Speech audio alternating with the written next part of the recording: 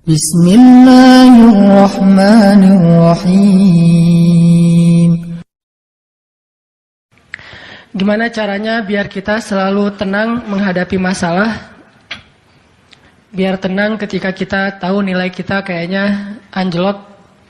Biar tenang pas kita tahu judul kita ditolak. Lamaran juga sama, di hari yang sama lah gitu. Pagi judul ditolak, malam lamaran ditolak. Selama Allah nggak nolak kita kan masih aman nih. Karena apa yang di sisi Allah lebih baik. Gimana caranya kita biar nggak panikan ketika ada masalah? Walaupun sedih, itu fitrah manusia sedih. Cuman ada yang sedihnya wajar, ada yang sedihnya sampai berlarut-larut atau putus asa. Bentuk keputusasaannya macam-macam. Ada yang putus asa dengan bunuh diri, loncat dari jembatan, ternyata nggak meninggal. Gagal bunuh diri gitu kan. Ada yang putus asanya dengan cara ngelakuin perbuatan dosa, kayak mencuri atau udahlah saya mah nggak mau peduli lagi dengan hal haram, yang penting saya ambil aja semua proyek gitu. Nah, ini putus asa. Ada yang putus asa dengan nggak mau lagi bertaubat. Dia ngerasa aduh kayaknya saya nggak pernah nasuhan nih taubatnya. Taubat ulangi lagi, taubat ulangi lagi. Kenapa kita berputus asa minta ampun ke Allah, padahal Allah nggak pernah putus asa mengampuni kita? Kan aneh nih. Allah tuh nggak pernah putus asa mengampuni kita, nggak pernah bosan menerima taubat kita. Allah nggak pernah bilang lo datang ntar pasti besok buat lagi, enggak. Padahal Allah maha tahu kita mungkin besok masih ngelakuin dosa yang sama. Asal kita datang, Allah langsung terima. Seolah-olah Allah tuh kayak husnuzon banget sama kita, walaupun pastinya Allah tahu tentang apa yang akan kita lakukan di masa yang akan datang. Ini artinya kenapa seseorang jadi putus asa, jadi berhenti untuk mencoba, jadi tidak lagi berharap apa-apa, jadi pesimis, jadi tidak survive dalam masalah, jadi penuh khawatir menghadapi hidup. Ada masalah dikit kayaknya udah kiamat dunia, padahal kuota habis doang nih. Langsung, aduh kuota habis jam 11 malam. Biasanya kan jam 11 itu jam chatting tuh sampai jam 1. Atau jam 11 malam kuota habis, padahal tadinya pengen ngebangunin dia. Iya dia gitu kan. Jam 2. Gampang, pakai aja kuota doa. Ya Allah bangunkanlah dia. Tiba-tiba dia tetap bangun. Dia bangunin kita akhirnya. Ini bisa aja terjadi. Yang jelas, gimana sih cara biar kita keep happy, tetap bahagia walaupun gak bisa jalan-jalan jauh. Tadinya pengen jalan sama teman-teman, ternyata duitnya gak cukup. Kita lihat teman-teman kerjanya traveling aja. Ke Lombok, ke Batu Karas. Kerjaannya keliling aja. Dan kita, pengen juga ngeliat pantai misalnya, ke gunung, touring sama teman-teman. Ternyata, tapi saya gak punya motor, saya gak punya uang, saya gak punya waktu, dan seterusnya. Bisa gak kita tetap bahagia seperti mereka, walaupun gak ngerasain pengalaman-pengalaman asik seperti yang mereka rasain? Gimana caranya biar ketika kita sujud itu sama nyamannya dengan ketika kita tidur di atas pangkuan istri? Belum ya? Gak tahu sih rasanya. Pokoknya tuh keren banget loh. Salah satu yang bikin saya kalau gak bisa tidur itu, tipsnya adalah tidur di atas pangkuan istri. Langsung tidur. Cuman masalahnya susah bangun. Nah ini nih, gimana caranya kalau kita sujud rasanya senyaman itu? Gimana caranya? Bukankah kita selama ini mungkin, kita atau saya lah, pas sujud pengen cepat bangun. Gimana caranya sujud nggak bangun-bangun?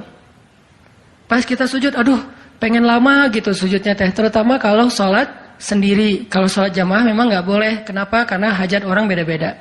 Nabi kalau sholat jamaah mah standar-standar aja. Tapi giliran sholat sendiri, itu sampai orang kewalahan ngikutin Nabi. Dan itu bukan cuma Nabi, sahabat juga kayak gitu. Siti Aisyah, istri Nabi itu. Siti Aisyah itu pernah sholat duha, kurang lebih 4 jam, itu cuma baca 1 ayat doang loh. Famannallahu alaina wa waqana adzabas samum. Dia baca sendiri, agak keras karena dia di dalam rumah sendiri. Lewat seorang sahabat, lewatin rumah Aisyah mau ke pasar, mendengar Aisyah lagi sholat. Famannallahu alaina wa waqana adzabas samum. Nangis. Akhirnya sahabat ini pergi ke pasar. Dia belanja segala macam, balik lewat lagi rumah Aisyah. Setelah kurang lebih 2 jam, pas dia lewat lagi rumah Aisyah, dia masih mendengar Aisyah membaca kalimat Famannallahu alaina wa waqana adzabas samum. Nangis lagi.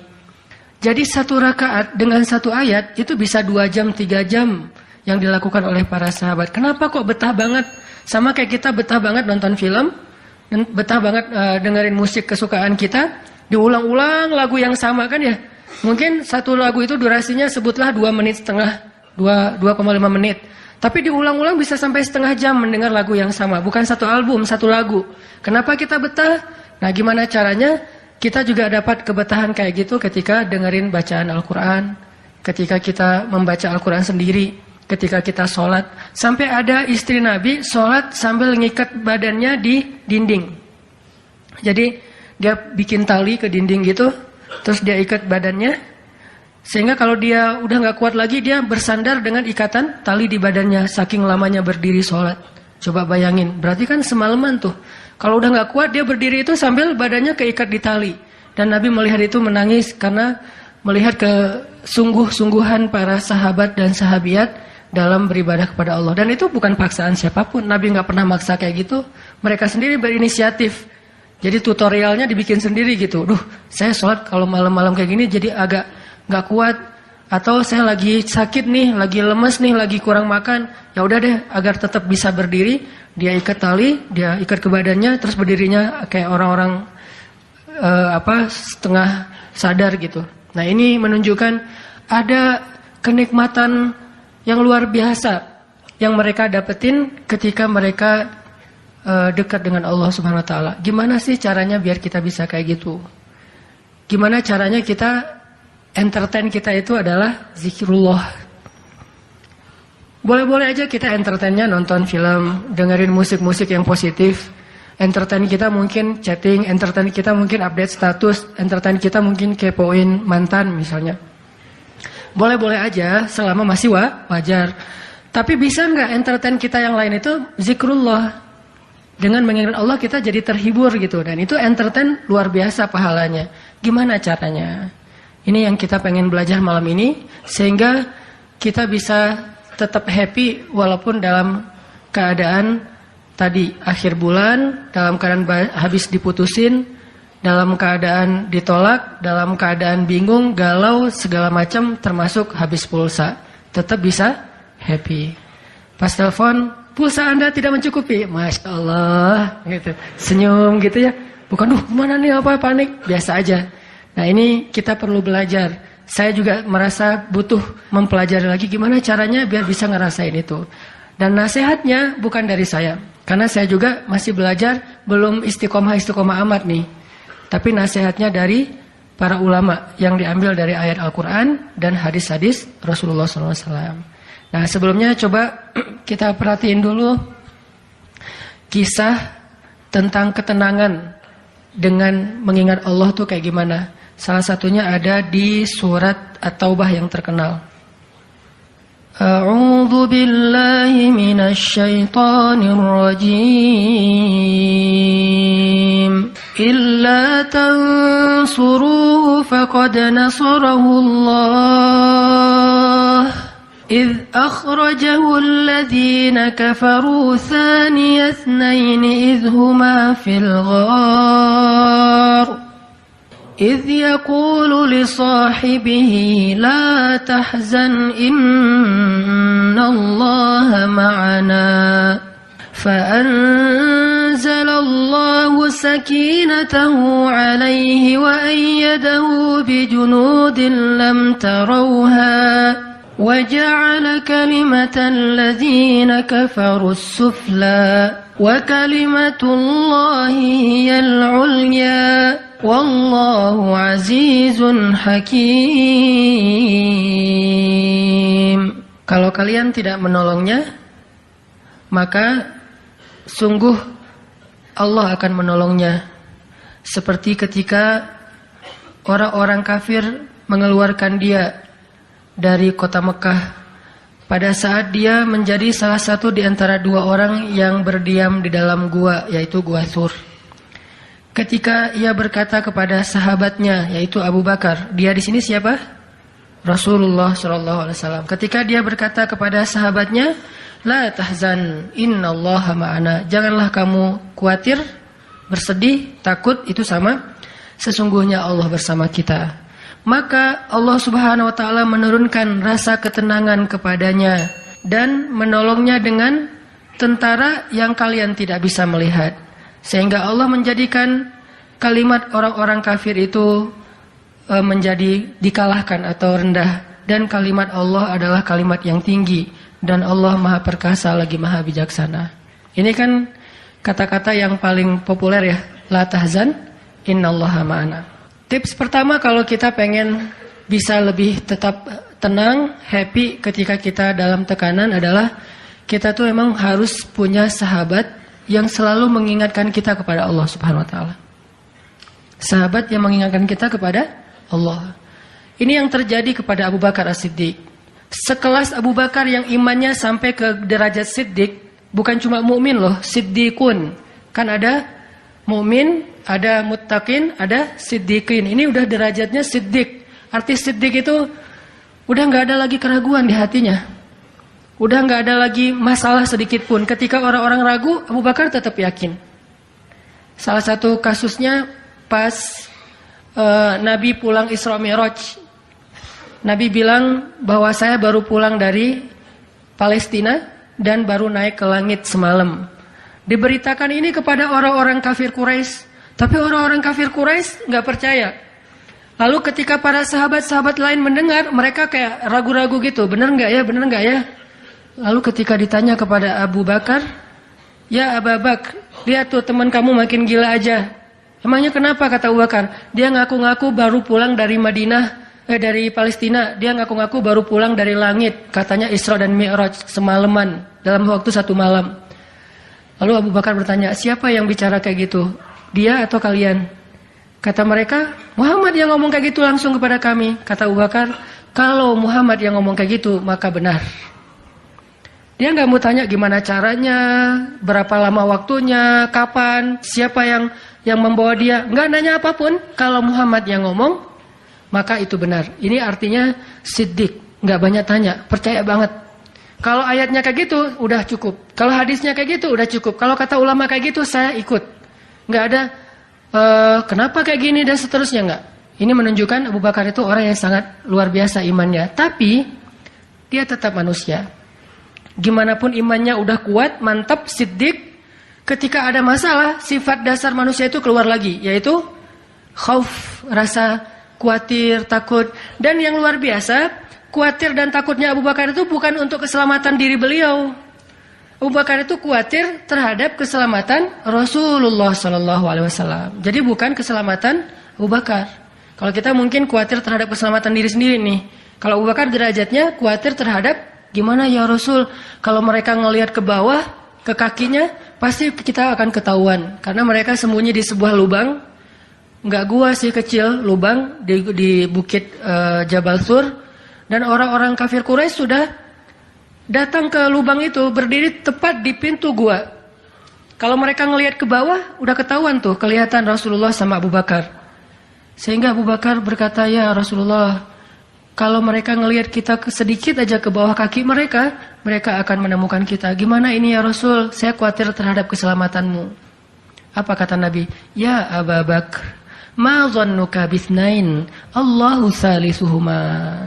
Wahai Abu Bakar, kenapa kamu pikir kita cuma berdua?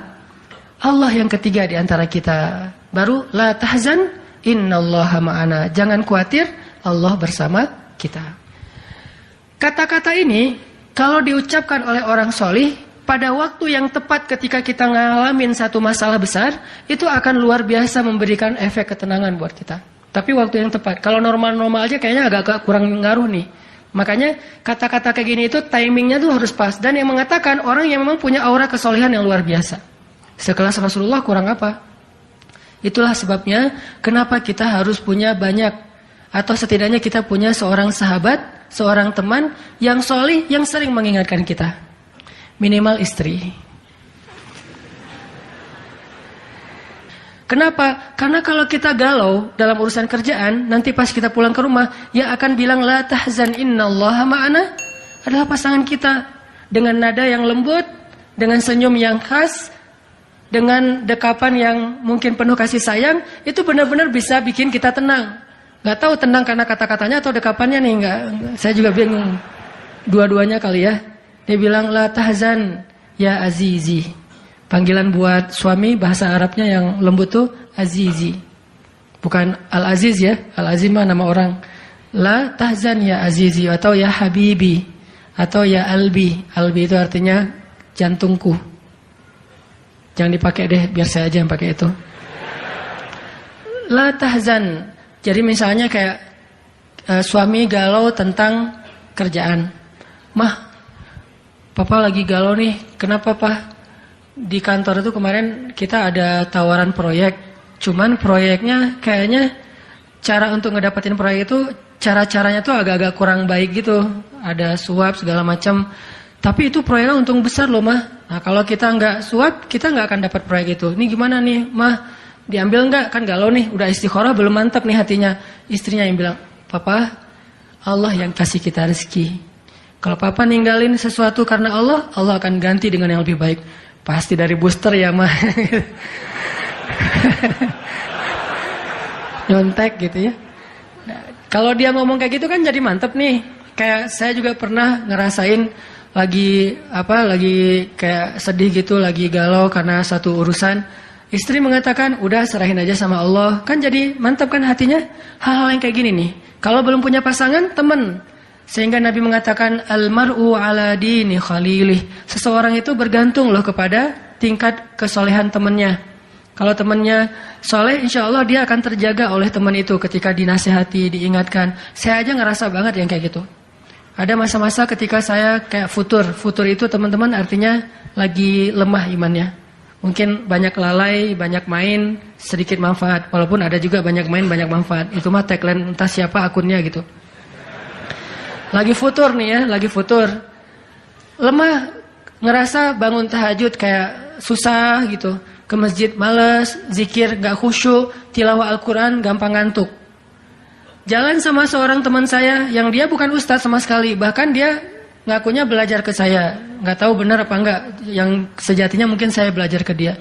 Lagi jalan, setelin tilawah Al-Quran. Yang baca saya lagi tuh. CD tilawah Al-Quran saya. Saya kan gak pernah mendengar CD sendiri. Pas diputerin itu siapa? Lah itu ustadz. Oh ya. Baca surat Al-Mulk. Tabarakalladzi biyadihil mulku wa huwa ala kulli syai'in qadir. Pas sampai di ayat-ayat tentang Jahannam, tentang neraka, tentang walaqad zayyana as-samaa'a ad-dunya bimasabih dan seterusnya, dia nangis.